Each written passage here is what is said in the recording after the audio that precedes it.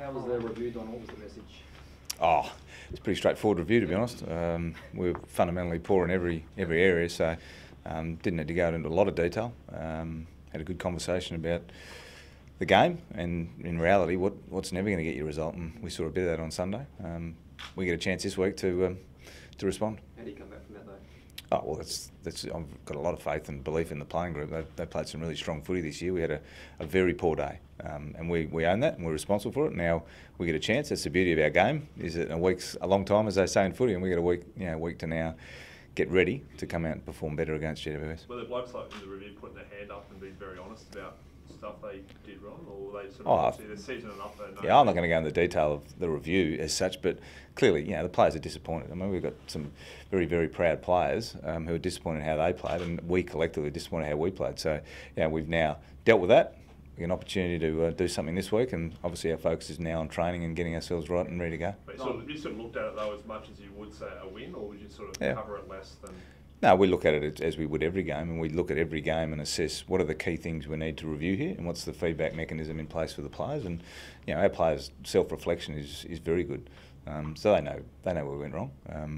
And that's again, we put some credit to the opposition as well. They played very well, and that's credit to Melbourne. But we didn't play the level we want to play it, and that's our responsibility. One of the criticisms this week that's come out from one of your former players is that when opposition teams get run on against the Crows, Demons, Collingwood, grand final last year, North Melbourne last year, you don't seem to be able to stop the run. How do you go about changing that momentum flow? Well, that's it. It's interesting. The ones you mentioned are a few examples. We've got some plans in place as to how we can address that. We need to execute those plans, and we need to be able to change that swing. And now that comes down to our ability to, again, win our share, and then when we get it, to try and control the ball a bit better than we did on the weekend. But that's the ebbs and flows of the game. We'll continue to work on that, and ideally we want to turn 5 or 6 goals into 3 or 4. But there's been some occasions where we've actually turned it back the other way as well, and been able to stop those flows before they get out to that level. That's what I was going to say. Is there enough of a body of work to the negative or to the positive to suggest that your plans, when that happens, are still the way to go, or they need tweaking? No, we're comfortable with that. Yeah. Do you need to the leadership, on-field leadership was questioned on? Well, I think that's an ongoing. Well, we know our captain and vice captain aren't playing, and that load and responsibility. At the moment there's 2 guys from our leadership group who are playing, but we've got a lot of other senior players who have played a lot of AFL footy, and that's part of their responsibility, as well as to understand there's a void to fill potentially with the captain and the vice captain out. And on the weekend, we didn't have enough contributors in all spaces, whether it be performance space or it be leadership space. They weren't exclusive, and that's an area they've been really strong at over a period of the last probably 4 or 5 weeks. We've had some really strong performance from those guys to be able to not only play well but to lead really strongly. And on the weekend we didn't get that. Let's see how we go on Sunday. How come they didn't make the trip to Alice? What's that? Rory or Taylor? Oh, well, they're both in the middle of a rehab program, and we just deemed it's the best for them to actually go through that process. And the reality is they're not going to get out on the ground.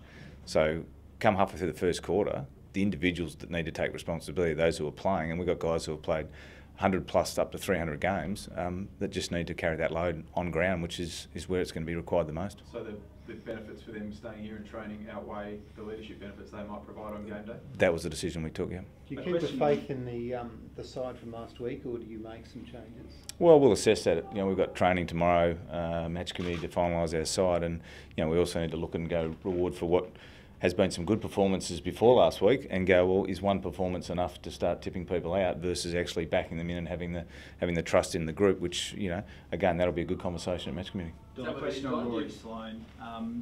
There's a report out of Melbourne he's been linked to Hawthorn now. At what point do you get nervous about his contract situation? We continue to talk to Rory. Again, I'm not going to engage in a whole range of conversations of what ifs and who and this and everything else. That will take it. I'm confident in that space, but again, I'm not going to talk about contracts. Is there progress on a new deal at all? Yeah, it's continuing discussions are ongoing. Yep. Are you confident you can keep Tom Lynch and Rory Sloane at the moment? Yep. Do you think? Can the club afford to lose another big name player like that? Well, I don't look at it like that. I look at it in a simple fact. We've got 2 players that we want to keep, 2 players we want to be at the footy club, and we're working towards finalising suitable arrangements for both of them. And when there's something to announce or something to inform you on, we'll let you know. So pretty confident both will be staying at Westlakes? That's the aim. You said before that your decision to either back them in or sort of make changes based on one performance. Are you confident that it was one bad game, or is there enough sort of credit built up in the bank over this season and last season, or time that you've been as coach? Yeah. That you back these guys in? I'll back these guys in. I mean, we had a really poor performance off the back of a really good performance against the Bulldogs, with some guys out. And I think you've got to be careful in this game of really jumping at shadows. The players that we've had to date this year have performed really well at times. We've had some poor performances, as you mentioned, the Collingwood and the Melbourne stand out. We've got to learn from that. We've got to continue to develop, and we're giving some some opportunities to some younger guys who are playing, and that's unfortunately what we got last week. But I said a week's a long time in footy. Are your hands tied a bit selection-wise, given you've got maybe still 7 of your best 22 out unavailable at the moment?